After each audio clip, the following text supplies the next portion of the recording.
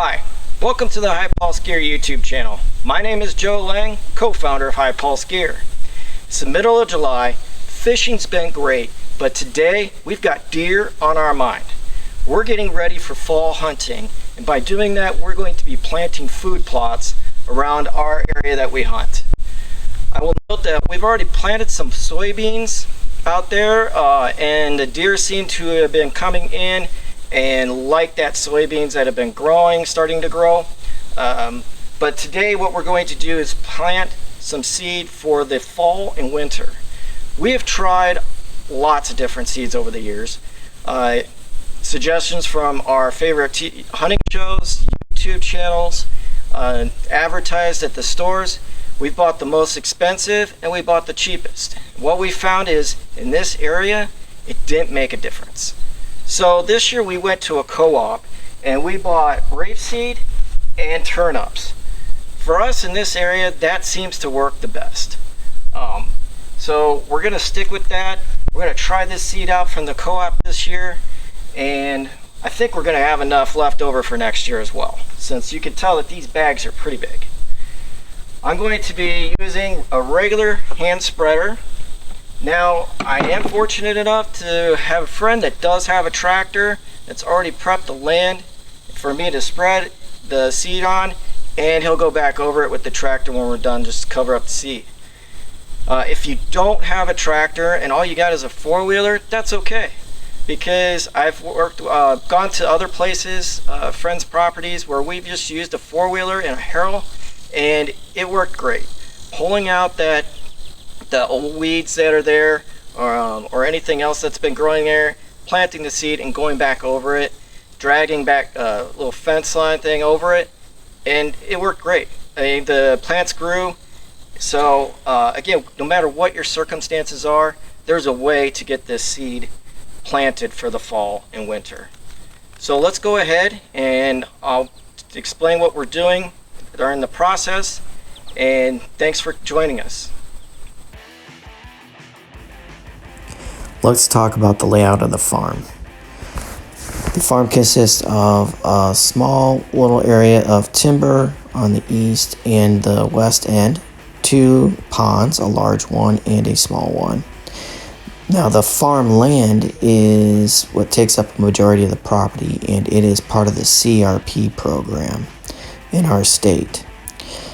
We have some deer stands in the southeast corner. We have a stand and then a ground blind on the other side of a small pond. And at the north end of the property, we have a deer stand. And then we also have another deer stand on the northwest, and then one by the big pond, which we don't use as much anymore. Now, being part of the state CRP program, we also have to have food plots, which is no problem to us. So we have these food plots in the southeast, in the north part, and then also along the west part of the property, we have some food plots. In addition to the food plots, in the center of the property, we have 2 fairly decent sized alfalfa fields. Now, our neighbor has an alfalfa field, and we see the deer gravitate towards that field quite a bit. So we're hoping that over time, the same thing happens with this property, is that we attract more deer into these fields. Now we have food plots all around the property, but we also have some fruit trees for the wildlife as well. We plant some apple and pear trees throughout the property. Not only is this a great food source for the deer, but it's also a great food source for the hunters, as we can get hungry hunting those long days, and it's nice to have an apple or pear. That's the layout of the farm as it pertains to the food plots and deer stands. Today we're going to be working on the 2 bigger food plot areas and then a smaller one on the west end. Let's take you out there and I'll explain the process.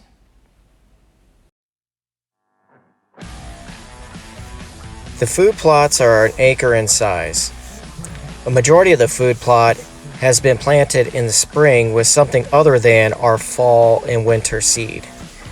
Last year we went with a Milo, which was great, because the deer ended up hiding in the milo majority of the time. This year we tried something different and we went with beans just to see what would work out. If the milo worked better than this year, then of course we'll go back. But if the beans work well and hold the deer in there a lot more, since our CRP has growing up a lot taller this year, then we'll stick with beans. So the last quarter part of the food plot, we plant our fall and winter seed.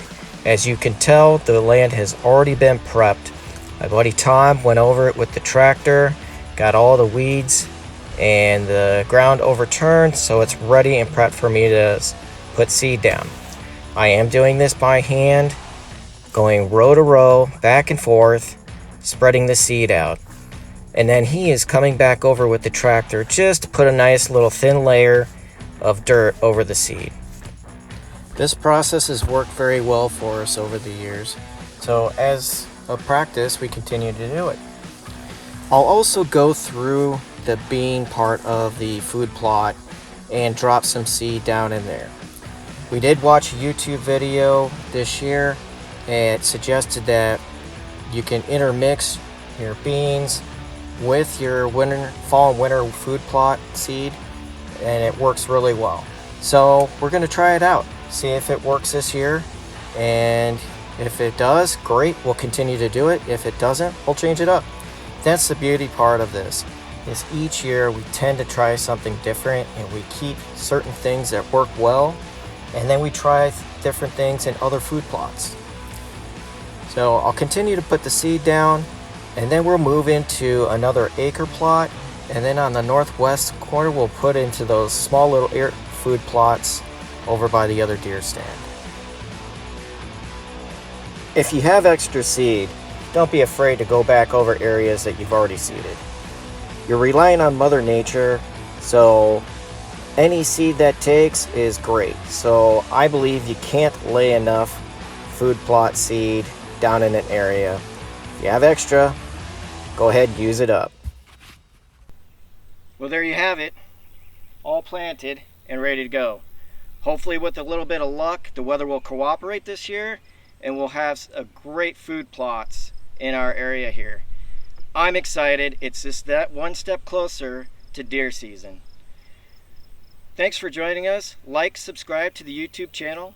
If you're on social media, you can find us on Twitter, Instagram, and Facebook at High Pulse Gear. And of course, for all your High Pulse merchandise, go to www.highpulsegear.com. Thanks and have a great day. And keep chasing your High Pulse moment.